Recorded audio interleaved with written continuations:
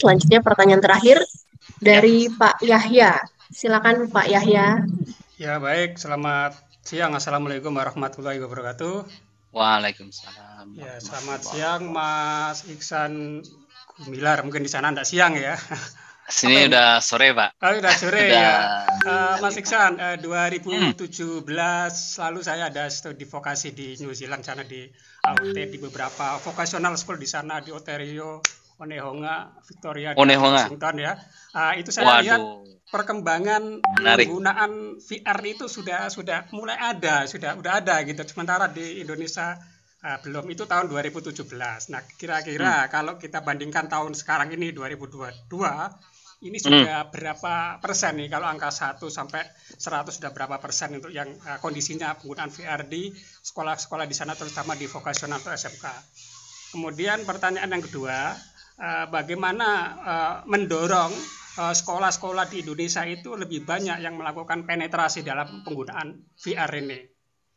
Yang ketiga, yang terakhir, beberapa siswa atau guru yang pertama kali menggunakan VR ini mereka merasa pusing ya. Ini apa yang terjadi di otaknya? Kira-kira ini sesuatu yang biasa atau nanti akan terbiasa dan tidak pusing lagi, atau mungkin ada sesuatu dari tinjauan neuroscience.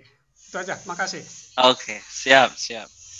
Baik, terima kasih Pak Yahya atas pertanyaannya, jauh-jauh sini dari Kaltim. Alhamdulillah bisa silaturahmi. Mudah-mudahan nanti kalau ke New Zealand bisa ketemu Pak, bisa saya bawa ke lab saya. Baik, untuk pertanyaan nomor 1, saya kurang tahu pasti Pak, saya tidak bisa jawab karena itu saya tidak bermain di area school, vocational school itu. Tapi secara general memang bahwa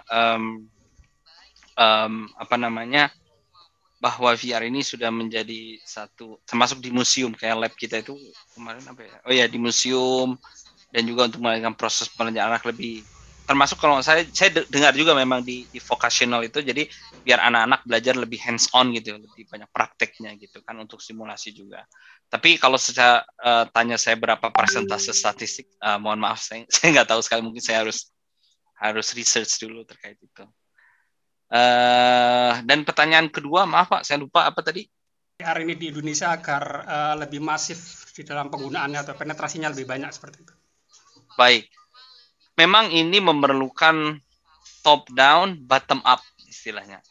VR itu kan harus dari atasnya juga, harus berkolaborasi dengan pemerintah, misalkan Depdiknas ke bawah, harus juga disosialisasi, karena ini teknologi, nggak semua orang mampu beradaptasi dengan teknologi. Jadi harus ada proses training, bagaimana guru bisa memakainya, bagaimana pakai programnya, dan segala macam gitu kan. Ini menjadi hal yang penting. Jadi memang satu, harus ada dukungan dari pemerintah. Kedua, harus memang ada proses. Jadi sebelum, istilahnya apa ya, sebelum guru-guru ini mengajar sama anak-anak, tentunya guru-guru ini juga harus di-briefing, diberikan tahu bagaimana how to-nya gitu, cara pakainya. Bagaimana agar bisa dihubungkan dengan proses pembelajaran materinya. Jadi memang harus diberikan training yang cukup masif pada sekolah-sekolah, dan harus diberikan apa manfaatnya gitu. Ya, kalau orang kemarin Indonesia rame metaverse, sebenarnya begini ya. Mohon maaf saya melenceng sedikit ya. Di Indonesia itu orang baru namanya metaverse sekian. Di lab saya udah 20 tahun lalu kita mengembangkan ini. Jadi sesungguhnya ini kalau yang membuat rame Facebook gitu. Sebelum Facebook itu hadir, lab kita sebenarnya udah hadir. Sebelum ada Facebook itu kan sebenarnya untuk jejaring teman kan, baru akhir-akhir dia punya ide seperti itu. Nah, jadi memang perlu proses edukasi sampai orang itu mengerti bahwa apa sebenarnya virtual reality, apa augmented reality, dan bagaimana aplikasinya dalam dunia pendidikan. Tentunya guru-guru lah yang harus memang diberikan training-training yang cukup baik tentang bagaimana penggunaan ini. Bukan cuma makai penggunaan, tapi yang terpenting adalah bukan cuma dia makai, tapi pemerintah juga mungkin bekerja sama dengan startup juga bagaimana sebenarnya memberikan informasi apa manfaatnya dengan kita menggunakan VR ini, especially dalam melejitkan potensi proses pembelajaran. Dan yang kedua harus dari bawah juga. Ini memang bukan cuma dari atas, tapi dari bawah. ini perlu apa ya, kita mensosialisasikan juga, kita membentuk komunitas-komunitas jika ini memang misalkan ada komunitas, misalkan kayak di sini setiap sebulan sekali kita ketemu gitu kan, kita ketemu orang-orang yang VR, ada yang bagian mengembangkan games di dalamnya, ada yang mengembangkan sistemnya, programming dan segala macam. Nanti kita bisa sharing, ngobrol, oh saya punya ini, skill ini, tapi saya nggak punya, misalkan saya punya konsepnya nih, bagaimana, contoh misalkan bagaimana ngajarin programming, matematika sama anak-anak, kan pusing kan, misalkan persamaan, equation, ya kan? Saya misalkan untuk dengan tadi artificial intelligence. Artificial intelligence itu sebenarnya adalah sebuah persamaan matematika yang sebenarnya sudah kita pelajarin dalam SMP SMA gitu kan. Cuma namanya aja yang hype. Itu kan sulit. Nah, bagaimana dengan VR? Saya punya konsepnya gini loh. Nah, kan harus bekerja sama misalkan dengan para desainernya, programmernya. Bisa nggak tolong diterjemahkan gini? Nanti mereka menerjemahkan. Terus kita lihat, oh ini kira-kira cocok nih. Komunitas-komunitas seperti ini yang memang harus dibangun gitu.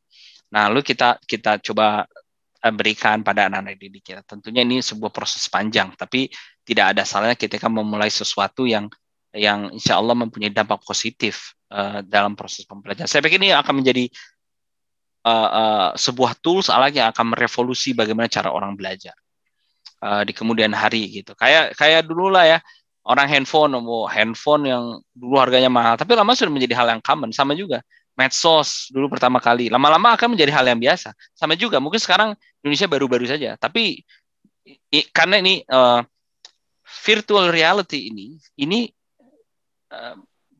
kayak itu 5G ya, kan sekarang di Indonesia 4G. Sekarang saya ini pakai 5G, Bapak Ibu. Jadi kalau 5G itu sudah ada di roadmap-nya 5G. Salah satunya adalah virtual reality. Jadi orang mengembangkan teknologi 5G itu 5G, salah satunya yang adalah bagaimana dengan hadirnya 5G itu, kemampuan VR itu akan bisa lebih melesat. Itu mereka sudah masuk dalam roadmap. Jadi ya alhamdulillah kalau Bapak Ibu sudah terbiasa melakukan ini, saya pikir diteruskan saja Bapak Ibu, sangat membawa dampak yang luar biasa insya Allah untuk proses pembelajarannya. Dan yang ketiga terkait pusing ya Bapak tadi pertanyaannya Pak. Orang pakai VR. Nah, jadi gini Bapak Ibu. Istilahnya, kadang orang pakai VR itu bisa muntah dan pusing segala macam. Istilahnya, itu cyber sickness. Dia sakit dalam dunia cyber. Jadi begini, kenapa kita bisa pusing dengan VR? Walaupun nggak semua orang, tapi memang banyak orang pusing. Seperti saya bilang, teknologi ini dia sebenarnya men-trick otak kita. Sebagai contoh ya, saya main roller coaster misalkan. Roller coaster ya. Tapi saya duduk, Bapak Ibu. Kalau saya dalam VR, itu otak kita dikasih taunya seolah-olah kita memang naik roller coaster, Bapak Ibu. Naik, jumping, atas, bawah. Itu otak kita dikasih itu seperti itu oleh teknologi. Tapi tubuh kita itu diam. Nah, apa yang membuat kita merasa pusing? Karena adanya konflik antara otak dan situasi yang sebenarnya terjadi di tubuh kita. Itu yang istilahnya cyber sickness. Kenapa orang menjadi pusing? Jadi kalau Bapak Ibu main sesuatu atau itu sebaiknya memang kalau bisa tubuhnya itu sesuai dengan apa yang ada di dalam skenario-nya itu. Kalau memang lagi jalan, ya kalau bisa, kalau ruangnya memungkinkan kita jalan. Agar tidak terjadi konflik yang begitu besar antara tubuh dan otak. Karena VR itu adalah satunya dia men-trick otak kan. Ini lebih dalam Indonesia dia lebih banyak bermain dengan persepsi. Ini kan persepsi kan.